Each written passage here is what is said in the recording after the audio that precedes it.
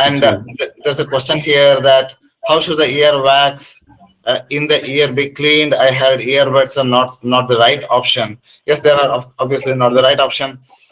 One of the easiest ways that these modern doctors use, they give something like solid wax, but it is just a combination with like turpentine oil. Everything is mixed. Even our simple olive oil is also used. Even the olive oil is also used.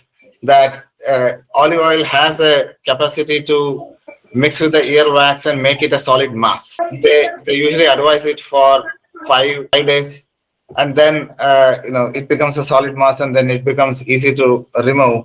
But we should be very careful. We should be having the proper headgear to visualize the ear canal, and also Gururaja sir, a regular Karna Purana, or at least using a few oils as your eardrops is also a strategy to avoid earwax build-up, sir. Definitely, that's the reason Acharyas have given very clearly all the Navarandras in human body should be given the oil. That's why even Acharya Vagbhata very clearly said you have to put oil to every hole in the body. That's the reason we have got Uttarabasti, we got Basti, we got Karnapurana, we got Nasya, we got oral application, bodily application, every Shirobhanga. He has not left any part of the body.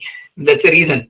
And for earwax, we have got a beautiful preparation in our Ayurveda, that is Apamarga Ksharataila, available in the market. Apamarga Ksharataila wonderfully works in the earwax and easily, and otherwise even simple, very clear coconut oil also, because previously when we were very young, our mother used to put coconut oil to our ears. That's the reason we usually they used to get all those things. The Karna Bhuta, what we call it as Karna earwax, very clearly comes out with a soft solid mass, and using Apamarak Sharatala is a wonderful thing. And of course, practicing Karna Purana will always avoid formation of a very solid and painful wax and its complications.